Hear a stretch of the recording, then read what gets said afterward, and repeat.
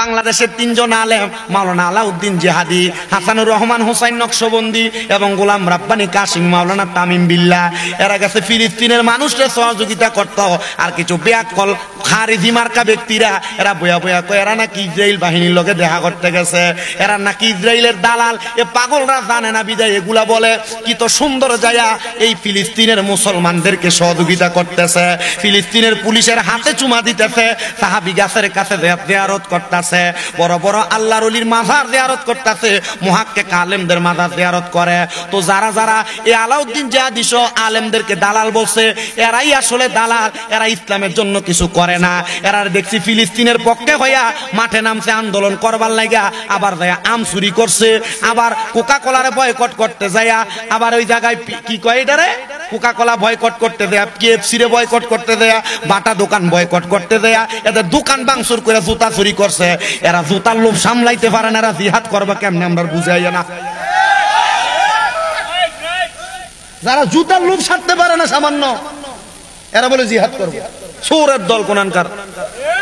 আরো যারা ফিলিস্তিনের মুসলমানদের সহযোগিতা করতে গেছে, বাংলার তিনজন আলেম এ ফিলিস্তিনের মুসলমানের সহযোগিতা করতে গেছে, ফিলিস্তিনের পুলিশদেরকে ধরে চুমা দিতেছে, আনন্দে বাচ্চাদেরকে জড়ায় ধরতেছে, আর এই সুরেরা প্রকাশ করতেছে এরা বলে ইসরায়েলের দালাল। এদের দেশ সম্পর্কে কোনো আইডিয়াই নাই বেটা। ফিলিস্তিনের যে বাইতুল মুকাদ্দাস মসজিদ, এই মসজিদে এখন ঢুকতে হইলে ইসরায়েলের সীমান্ত দিয়ে ঢুকা লাগে। আপনি চিন্তা করেন এরা মিডিয়াতে বসে কেমনে মিথ্যাচার করে। এরপরে আমরা কিছু কইলে কই যে সুন্নিরা ওহাবিরা বহে, আমরা তাদেরকে বহার দরকার আছে। যেমন আমি নিজে আল্লাহর কসম করে বলি, যদি শরীয়ত বিরোধী কোরআন সুন্নাহ বিরোধী কোনো কথা বা কোনো কাজ না হয়, আমি আজ পর্যন্ত কোনো হুজুরের নাম ধরে বহাবই করি নাই। আজ পর্যন্ত আমি বহাবই করি নাই শরীয়ত বিরোধী কোরআন সুন্নাহ বিরোধী কোনো কথা না বললে। কিন্তু শরীয়ত বিরোধী কোরআন সুন্নাহ বিরোধী কথা বললে আমি আগে চেষ্টা করি তার সাথে ফোনে যোগাযোগ করার। যদি দেখি যে না বেড়া ভাত্তা দিছে না, এরপরে ধরি। এরা সুন্নি আলেমরা গেছে ফিলিস্তিনের মুসলমানদের সহযোগিতা করতে, এরা লাগাই দিছে গিবত কি এরা ইসরায়েলের দালাল হইয়া ওইখানে গেছে। আসলেই এরা যে বলছে যে মসজিদে আকসার ভিতরে কোনো হামলা নাই, মসজিদে আকসা আপনি গুগলটা সার্চ করেন, আপনি তাকে দেখবেন মসজিদে আকসার মধ্যে প্রত্যেক মুসলমানদেরকে 5 ওয়াক্ত নামাজের সময় দরজা খুলে দেওয়া হয়। কথা কি বুঝতে পারছেন আপনারা? এবং এই 5 ওয়াক্ত নামাজ ছাড়া 24 ঘন্টার ভিতরে দৈনিক 1 ঘন্টা সময় টুরিস্টদের জন্য মসজিদে আকসা খুলে দেওয়া হয় দেখার জন্য। কিন্তু দুঃখের বিষয় এটাকে নিয়ন্ত্রণ করে ইসরায়েল পুলিশ। কারা নিয়ন্ত্রণ করে? এখন আপনি গেছেন এটা দেখার জন্য, আপনি যদি কোন যে ইসরায়েল পুলিশেরা নিয়ন্ত্রণ করে মুসলমানদের বাধা দেয়, আপনারা শ্রেষ্ঠ না হেনে? তো যে ব্যাক কলটি মিডিয়াতে বসে বসে এগুলা বলে, এ ব্যাক কলের কি ক্ষমতা আছে ফিলিস্তিন দেওয়ার? এ নিজেও যাইতো না, আরেকজন গেছে তারও সাপোর্ট দিত না।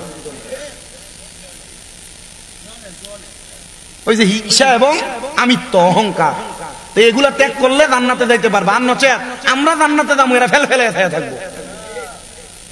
কারণ আমরা সুন্নিদের একটা অহংকার, একটা কথা আছে, আমরা আমলের জোরে জীবনে আমল যদি হিসাব করে সুন্নিরা জান্নাতে যেতে পারতো না।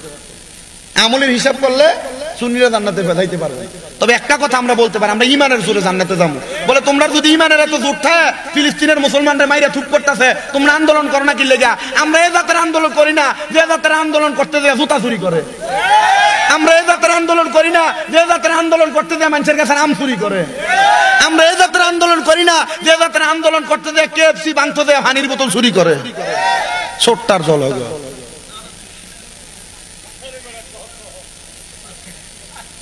এরপরে কইলে তো কইব বহাবহি করে।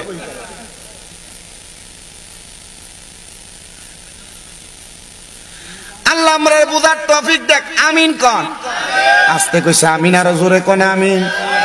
এও টিয়া হুসলের সামনে দিকে আইয়েন না, পরে মাথা মুখে খারাপ হবে, দরকার না। আব্বা আইও না, এডি রাখো পকেটে দাও। আল্লাহ কবুল করেন, আর জোরে কোন আমিন। আস্তে কইছে আমিন, আর মোহাব্বতে কোন আমিন। এবার আসেন আমার বাবারাম, ডাক দিয়ে কয় পারবানি অহংকার মৃত্যু ত্যাগ করত। বলে পারবো, বলে যাও তাইলে যাইয়া একটা জায়গার মধ্যে দাঁড়াইবা, মানুষকে বলবা মারার জন্য।